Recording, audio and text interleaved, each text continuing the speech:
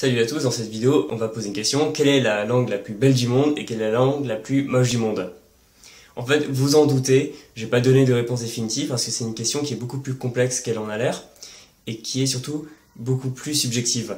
Alors, pourquoi on va considérer une langue belle ou une langue laide à l'oreille? Si vous posez la question et si vous posez la question à beaucoup de gens, il y a quand même de bonnes chances pour qu'on me réponde.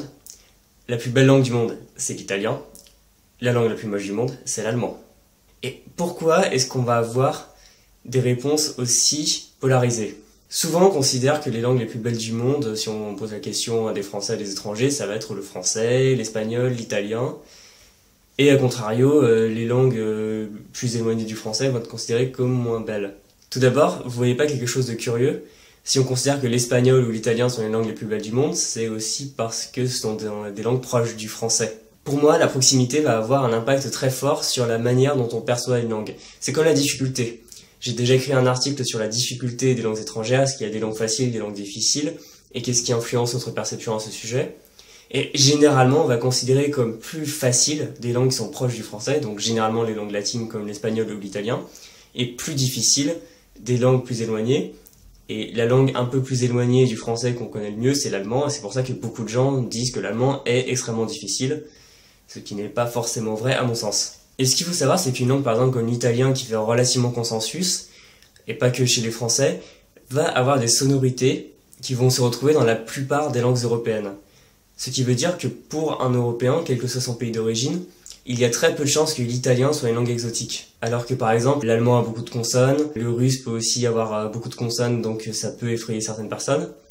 Et finalement, l'italien occupe cette place centrale et fait une sorte de consensus. Et donc à l'opposé du spectre, vous avez des langues avec des choses qui peuvent choquer l'oreille. Par exemple, en allemand, si vous utilisez le mot selbstverständlich, vous allez vous dire, oula, c'est très compliqué, il y a beaucoup de consonnes. Et si vous n'avez pas l'habitude de ça, ça va vraiment vous choquer. Même plus loin de nous, il y a beaucoup d'Européens qui n'aiment pas le chinois, donc le mandarin, le cantonais, etc. Les langues chinoises, parce qu'elles vont utiliser des tons avec donc beaucoup de montées et de descentes, ce qui peut sembler peu naturel à une oreille européenne, et donc assez désagréable. Par exemple, si on peut aller encore plus loin, il y a des langues, je pense par exemple aux langues salish, qui sont des langues amérindiennes de l'ouest du Canada, où il y a très peu de voyelles et beaucoup de consonnes, donc de consonnes qui sont très peu connues des Européens, et donc ça va être des langues qui ne vont souvent pas être considérées comme belles parce que leurs sonorités vont être très exotiques, mais à la fois très différentes et peuvent choquer.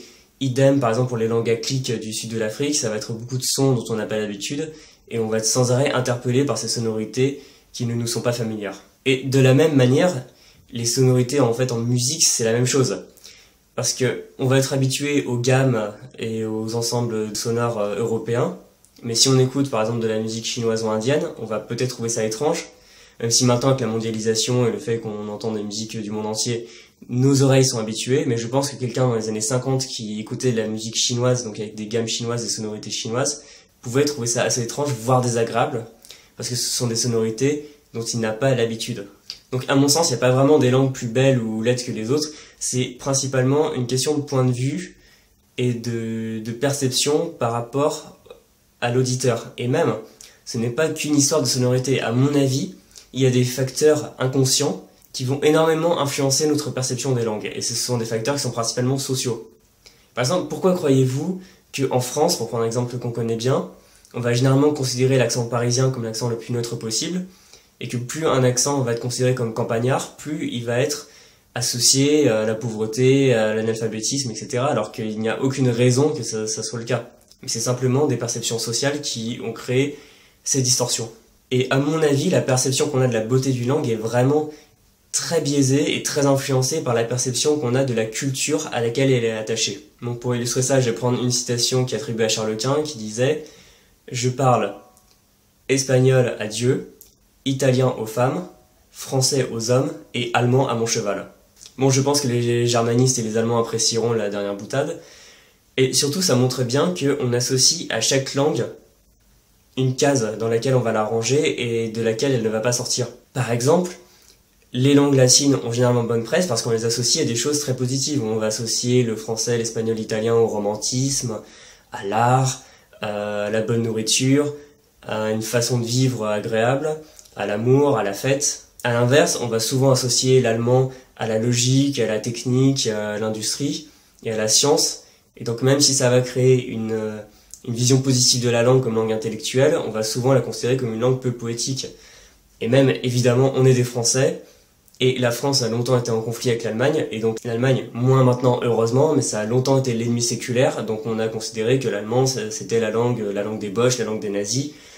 Et c'est pour ça que même aujourd'hui, on entend des réflexions assez stupides sur l'allemand c'est une langue de nazis, c'est moche, ça crie. Parce qu'il y a aussi beaucoup de vidéos sur internet qui sont assez drôles, je pense que vous en avez vu, où à chaque fois les personnes comparent les sons d'un mot dans différentes langues, et à la fin en allemand ils crient. Par exemple, ils vont dire pour papillon, ils vont papillon, farfalla, butterfly, et après ils vont dire schmetterling. Mais évidemment, si vous prononcez l'allemand comme ça va avoir l'air dur et agressif. Par exemple, si je vous dis papillon, et ben là, le français, ce n'est pas beau, c'est pas romantique. Et même, j'ai pu voir des visions assez différentes d'un pays à l'autre, parce que en général, en France, l'allemand n'est quand même pas très bien considéré, mais j'ai remarqué qu'en Italie, à cause de l'industrie allemande, de la puissance économique et scientifique allemande, les Italiens ont beaucoup d'estime pour la langue allemande et essayent de montrer qu'ils la parlent.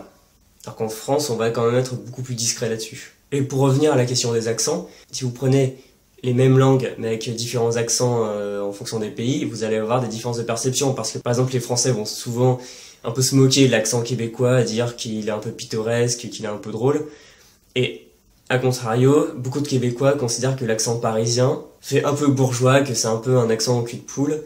Et en Amérique latine, vous allez avoir énormément de pays qui parlent espagnol, mais avec des accents très différents. Et chaque pays considère qu'il a un plus ou moins bel accent, que c'est tel ou tel pays qui a le pire accent, etc., etc. Donc c'est vraiment pas universel, c'est très relatif et ces perceptions peuvent très vite changer en fonction des personnes donc qui portent un jugement. Et même, il y a, au-delà de la beauté perçue de la langue, il y a aussi des rôles et des classements un peu qui se font. Parce que par exemple, on va considérer qu'une langue comme l'anglais, l'espagnol, maintenant le mandarin sont des langues à fort potentiel économique. Donc on va leur associer un certain prestige. Alors que si vous dites apprendre le quechua ou le papou, la plupart des gens vont considérer que c'est un peu superflu, que ce sont un peu des langues mineures et que ça n'a pas vraiment d'intérêt. Et aussi, je pense que ça va avoir un impact sur la beauté perçue des langues, parce que j'entends souvent que l'anglais c'est la seule langue bonne pour faire de la musique, que les autres langues ne s'y prêtent pas bien. Mais en réalité, à mon avis, c'est parce qu'on est tellement abreuvé de culture anglophone qu'on va considérer que l'anglais est la seule langue capable de remplir ce rôle, que c'est la seule langue qui sonne bien dans les films. C'est pour ça qu'il y a quand même une minorité non négligeable de personnes qui regardent des films en VO, qui le font presque avec snobisme, et s'ils entendent un film en VF, ils vont trouver ça horrible. À mon avis, c'est pas seulement parce que la VF est mauvaise dans ce cas-là, mais c'est parce que, à force d'entendre la VO en anglais, ces personnes vont considérer intuitivement que seul l'anglais est la langue qu'on peut entendre dans un film et que toutes les autres langues sont moins agréables à l'oreille. Avec l'anglais, c'est vraiment quelque chose de très fort parce que, on va pas se mentir, beaucoup considèrent que c'est la seule langue qui est réellement sérieuse quand on veut s'exprimer à l'international, qui est réellement sérieuse pour les affaires, qui est réellement sérieuse pour la science, et ainsi de suite. Donc là où je veux en venir, c'est pas vous dire que vous devez trouver toutes les langues belles et aucune lettre, parce que je pense qu'on a tous nos perceptions, on a tous un point de vue. Moi personnellement, il y a des langues que je préfère à d'autres au niveau des sonorités. Je sais que vous serez pas forcément d'accord avec moi, mais je vous invite quand même à vous pencher dessus, parce que je pense qu'une langue, c'est aussi un goût qu'on acquiert. C'est parce que, par exemple, quand on est enfant, on va pas forcément aimer le fromage ou des aliments forts comme ça. Et en grandissant, on apprend à aimer le fromage, le vin, le café, tout ce que vous voulez, qui ont des goûts qui au départ peuvent rebuter. Parce que je pense que plus on s'intéresse à une langue, plus on va la trouver belle. Pour deux raisons. La première, c'est parce que on va déjà mieux la connaître, donc on reste pas en surface en se disant j'ai entendu ça une fois, c'est moche, et on peut être amené à des bonnes surprises. Est-ce que par exemple, si vous n'aimez pas une langue, essayez d'écouter une chanson ou un poème dans cette langue, et à mon avis, vous allez changer d'avis. Et ensuite, évidemment, je pense que à force d'être près d'une langue et à force de s'intéresser à une culture, on va avoir un préjugé positif sur la langue, et donc on va être instinctivement poussé à la trouver plus belle. C'est pour ça que des personnes qui s'intéressent à une culture vont très souvent trouver la langue qui s'apprenne belle. Je connais peu de gens qui apprennent une langue en disant ouais bon c'est vrai que c'est un peu moche. Et je pense aussi que c'est un peu comme les aliments. On fait preuve un peu de néophobie, c'est-à-dire qu'on a peur un peu de ce qui est nouveau, on le rejette. Et c'est pour ça qu'on trouve souvent plus belles les langues latines comme l'espagnol et l'italien. et que les langues plus éloignées nous semblent assez désagréables à l'oreille, mais on ne veut pas vraiment se pencher dessus. Ce qu'on a, ça suffit. C'est un peu comme quand vous voyez des touristes à l'étranger qui vont uniquement manger au Burger King ou au Starbucks, c'est parce que au moins ils sont sûrs de retrouver à peu près ce qu'ils connaissent chez eux. Et la nouveauté, ça peut être assez étrange. C'est pour ça aussi que je vois pas mal de gens en Europe dire que leur nourriture préférée c'est la nourriture italienne, parce que si vous mettez la sauce tomate sur les pâtes, ça va faire quelque chose de relativement peu surprenant et dans lequel tout le monde pourra se retrouver. Alors que si on creuse un peu la nourriture italienne, on peut quand même trouver des choses aussi exotiques que le ragoût de queue de bœuf ou des sandwichs à la trifle. Et là, oui, tout de suite, on découvre quelque chose d'un peu plus polarisant, mais au moins on a une meilleure connaissance. Et les langues, c'est pareil. Vous n'allez pas forcément aimer tout ce que vous allez découvrir, mais si une langue vous semble peu agréable à l'oreille dans un premier temps, essayez de l'écouter et à mon avis vous allez changer d'avis. Voilà, c'est tout pour aujourd'hui. S'il y a des langues que vous adorez ou des langues que vous n'aimez pas du tout, on pourra en discuter en commentaire. Ça pourrait être très intéressant de voir les avis de chacun et les différents points de vue. Comme d'habitude, si cette vidéo vous a plu, vous pouvez cliquer sur j'aime et n'oubliez pas de vous abonner pour avoir les prochaines. Si vous voulez aller plus loin dans votre apprentissage d'une langue étrangère, vous pouvez cliquer sur le lien dans la description et vous pourrez télécharger un guide qui vous permettra de partir sur de bonnes bases dans votre apprentissage. Et vous recevrez chaque semaine, le samedi, une newsletter avec des conseils, des réponses à vos questions, des astuces, des anecdotes. Bref, un vrai rendez-vous, c'est chaque samedi à 13h, j'appelle ça l'Instant Polyglotte, c'est la newsletter du monde des langues depuis plus d'1 an. Et il ne me reste plus qu'à vous souhaiter bonne chance dans votre apprentissage d'une langue pendant l'été, et à bientôt dans une prochaine vidéo.